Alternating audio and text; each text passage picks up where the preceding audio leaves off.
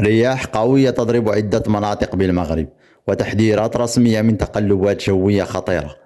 أفادت المديرية العامة للأرصاد الجوية بتوقع تسجيل اضطرابات جوية مهمة يوم الاثنين المقبل، تتمثل في هبات رياح قوية مرفوقة بتطاير كثيف للغبار، وذلك بعدد من مناطق المملكة.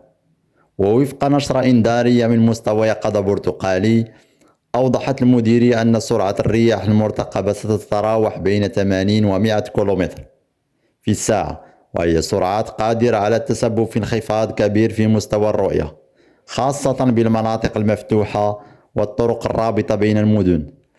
ومن المناطق المعنية بهذه التقلبات تشمل أزيلان، شيشاوال، حاوز، مراكش، صويرة، إنزقان، أيت ملول، شتوكايت، باها، تيزنيت، تارودانت، أكادير، إداوتانان، سيدي إفني وقلميم.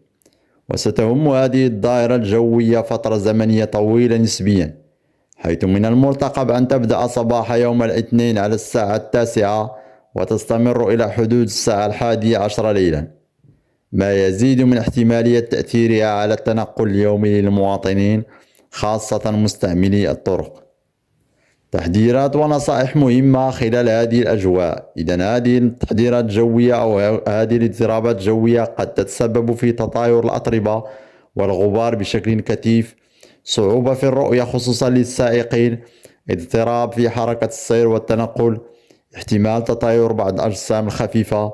ولهذا تنصح الجهات المختصة بضرورة توخي الحذر والحذر الزائد خاصة أثناء السياقة، وتفادي التنقل غير الضروري خلال فترات الذروة، مع تأمين الأغراض القابلة للتطاير. وتأتي هذه النشرة في إطار جهود استباقية لتحسيس المواطنين بمخاطر التقلبات الجوية ودعمهم لاتخاذ الاحتياطات اللازمة لتفادي أي حوادث محتملة. شكرا لكم على المتابعة، لا تنسونا بدعمكم والاشتراك في القناة ليصلكم كل جديد.